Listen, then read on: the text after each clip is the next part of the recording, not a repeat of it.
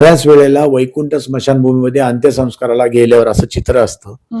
कित्येक वेळेला त्या कुटुंबातले एक 4-5 लोक सोडले तर 5वा-6वा माणूस त्या मृतदेहाला उचलण्यासाठी त्यांच्याकडे नसतो किंवा गाडीतून अँब्युलन्समधून खाली ठेवायसाठी नसतो.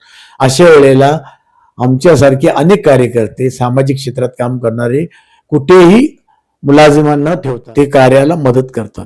अशा वेळेला जाणीव होते की आपण सामाजिक क्षेत्रात काम केलं नाही किंवा समाजापेक्षा लांब राहिलो तर ऐन वेळेला मग अपघात असेल किंवा एखाद्या वेळेस रक्ताची गरज असेल किंवा हॉस्पिटल असेल किंवा शैक्षणिक कार्यामध्ये काही अडचण असेल ऍडमिशन पासून सगळं, अशा वेळेला तुम्हाला हाच समाज कामाला येतो. भले तुम्ही किती मोठ्या उच्च पदावर काम करा, आपण ज्या परिसरात राहतो त्या परिसरामध्ये, ज्या सोसायटीत राहतो त्या सोसायटीमध्ये 4 चांगल्या त्या सार्वजनिक मंडळांमध्ये, सोसायटीच्या मंडळात किंवा आपल्या परिसरात चौकाच्या मंडळामध्ये थोडंफार संपर्क ठेवावा, आपल्याला शक्य आहे तेवढा वेळ द्यावा, मदत करावी.